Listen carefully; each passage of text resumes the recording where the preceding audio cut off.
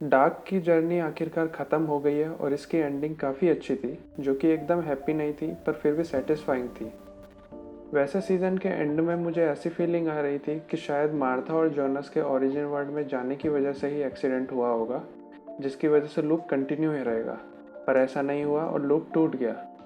इस सीज़न में भी काफ़ी कॉम्प्लेक्स टाइमलाइंस और डिफरेंट रियलिटीज़ थी, जिनकी वजह से कुछ चीज़ें शायद आपसे छूट गई होंगी। पहली बार में देखते वक्त मेरे साथ भी कुछ ऐसा ही हुआ था, और इस शो को दोबारा देखने के बाद काफ़ी चीज़ों को मैंने बाद में फिर से नोटिस किया। और इस वीडियो में मैंने ऐसी ही 10 मोस्ट इम्पॉर्टेंट चीज़ों को इंक्लूड किया है जो शायद पहली बार में आपसे भी छूट गई होंगी।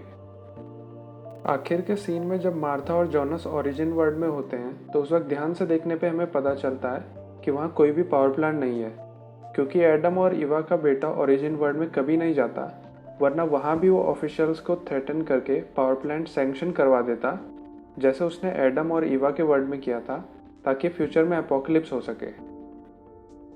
एपिसोड 2 में क्लॉडिया जब पुलिस स्टेशन में घुसती है तब रेडियो पे हम एक लेडी को बोलते हुए सुनते हैं कि डिजास्टर विंडन में हुआ, और कुछ फ्रेंच साइंटिस्ट की टीम मानती है कि डिजास्टर के वक्त टाइम कुछ नैनो सेकंड्स के लिए रुक गया टाइडल फोर्सेस की वजह से, और शायद क्लॉडिया को टाइम ट्रैवल के लूप होल्स का हिंट यहीं से मिला होगा। सेंट क्रिस्टोफर के लॉकेट की टाइमलाइन बहुत इंटरेस्टिंग थी। ये मेडल ईगोन टीडमैन हैना को देता है।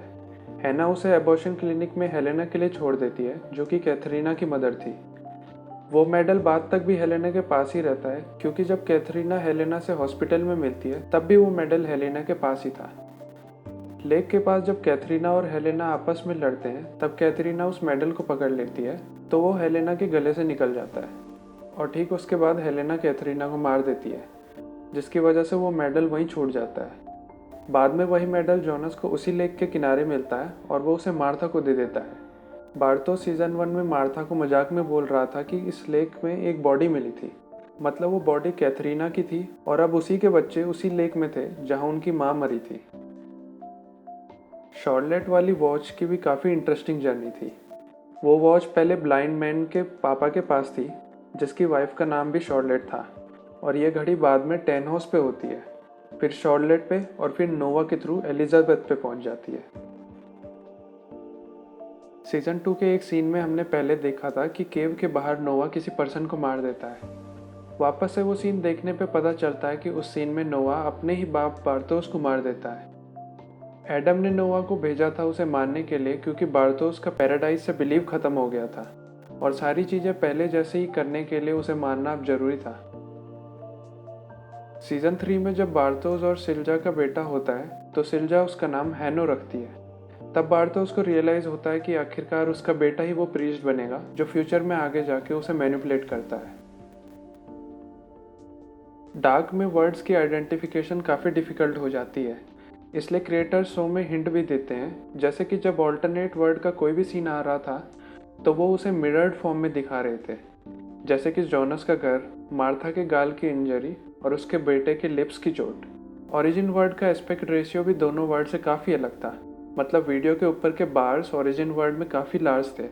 एग्जाम्पल के लिए ये ओरिजिन वर्ड का एस्पेक्ट रेशियो है और ये एडम और ईव के वर्ड का। आप ऊपर के बार्स का डिफरेंस देख सकते हैं।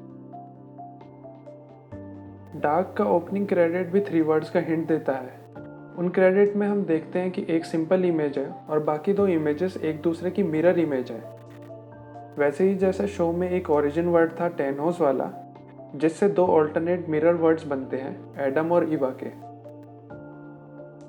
ईवा के वर्ड में कॉरिडोर के गेट पे हमें एरिट लक्स लिखा हुआ दिखता है, मतलब जैसे एडम के ग्रुप का नाम सिक मुंडुस था, वैसे ही ईवा के ग्रुप का नाम एरिट लक्स था।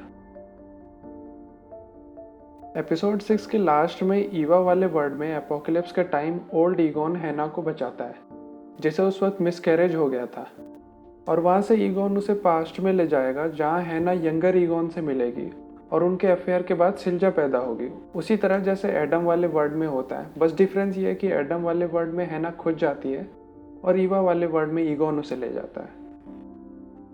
जब जोनस ऑल्टरनेट मार्था से ब्रिज के नीचे मिलता है तो उस वक्त मार्था को डेजावू होता है, जैसे कि वो उसे पहले से जानती है, ठीक वैसे ही जैसे रियल वर्ल्ड में मार्था को हुआ था उसी ब्रिज के नीचे। और तब जॉनस उसे मैट्रिक्स में ग्लिच वाली बात बोलता है, जैसे उसने अपने वर्ड में मार्था को बोला था। सीजन 2 में डिटेक्टिव जब अलेक्जेंडर से मिलता है तो वो उसे बताता है कि उसे कोई लेटर मिला था जिसकी वजह से वो विंडन आया। ये लेटर उसे पक्का मार्था के बेटे ने ही भेजा था, क्योंकि उस लेटर में if lips are silent he chatters with his finger tips वाली लाइन लिखी थी, जो कि मार्था का बेटा ब्लाइंड मैन को मारते वक्त बोलता है। और उसने वो लेटर इसलिए लिखा था ताकि वो डिटेक्टिव विंडन आए और बाद में वो डार्क मैटर का बैरल खोले, जिसकी वजह से एपोकलिप्स हो। आपने भी ऐसी काफ़ी चीज़ें नोटिस करी होंगी, तो आप उनको कमेंट सेक्शन में ज़रूर शेयर करें ताकि हम इस अमेजिंग शो पे और हेल्थी डिस्कशन कर सकें।